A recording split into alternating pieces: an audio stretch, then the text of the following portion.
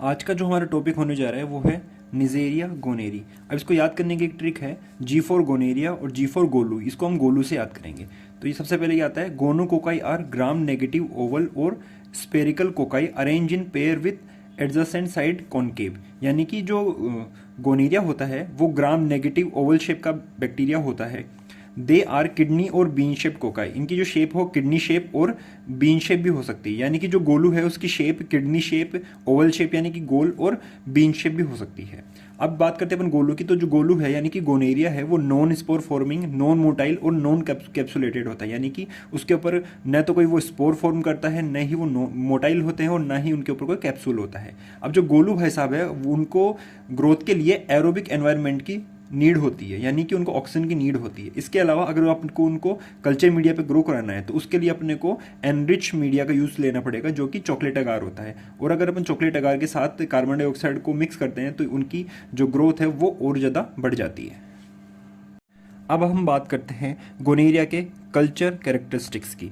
तो जो गोनेरिया होता है वो एरोबिक होता है। इसे ग्रोथ के लिए टेम्परेचर 35 से 36 डिग्री चाहिए होता है, पीएच 7.4 चाहिए होती है। इसके अलावा 5 to 10% CO2 इसकी ग्रोथ को इंप्रूव करती हैं। इसके अलावा जो इसका कल्चर मीडिया होता है, एनरिच मीडिया होता है, वो चॉकलेट अगार होता है। चॉकलेट अगार के साथ ये थेरमार्टिन मीडियम पे भी ग्रो कर सकते हैं। देन इसकी बायोकेमिकल रिएक्शंस आती हैं। तो बायोकेमिकल रिएक्शंस में कैटालाइज टेस्ट को पॉजिटिव शो करता है, ऑक्सीडेज टेस्ट को पॉजिटिव शो करता है। इसके अलावा जी फॉर गोलू और जी फॉर ग्लूकोज, यानी कि दीज फर्मेंटेड ग्लूकोज ओनली, यानी कि ये केवल निजेरिया गोनेरी जो है वो केवल ग्लूकोज को फर्मेंटेड करता है और एसिड प्रोड्यूस करता है, ना कि गैस। ठीक है। इसके साथ साथ जो दूसरा इसका बैक्टीरिया इसकी फैमिली का निजेरिया मेनिंजाइटिस, वो फर्मेंटेड करता है बोथ ग्लूकोज और माल्टोज को। फिर इसके बाद इसकी एंटीजेनिक स्ट्रक्चर आती है। एंटीजेनिक स्ट्रक्चर यानी कि जो डिजीज कोज करती है, ऐसी स्ट्रक्चर बैक्टीरिया की ऐसी स्ट्रक्चर जो डिजीज कोज करती है। उसके अंदर 3 मेन होती हैं। सबसे पहले आते हैं पिलाई।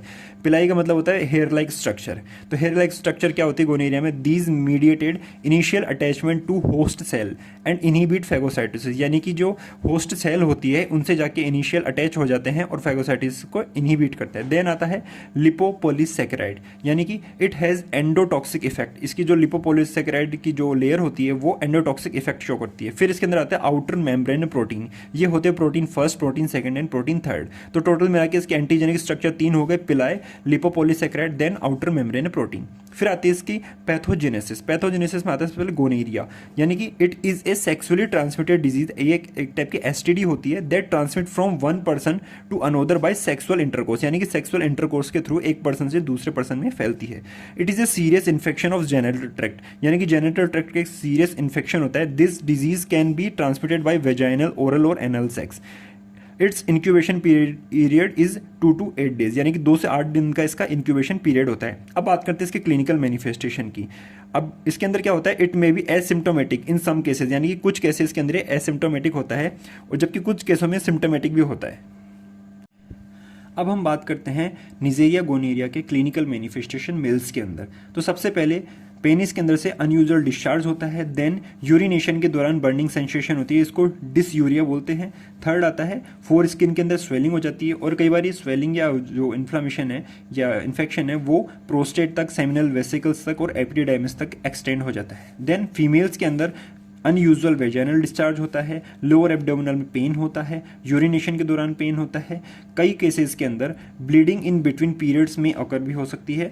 देन एंडोमेट्रियम, फेलोपियन ट्यूब और कई केसेस के अंदर इनफर्टिलिटीज भी कॉज हो सकती है। देन इसका सेकंड क्लिनिकल मैनिफेस्टेशन आता है ऑफ्थेल्मिया नियोनेटोरम, यानी कि इन्फ्लामेशन ऑफ नियोनेटल कंजक्टिवा, यानी कि बर्थ के 3 से 4 हफ्तों के बाद में जो बेबी होते हैं उनकी कंजक्टिवा के अंदर इन्फ्लामेशन कोज हो जाता है, जिसको क्या बोलते हैं? ऑफ्थेल्मिया नियोनेटोरम।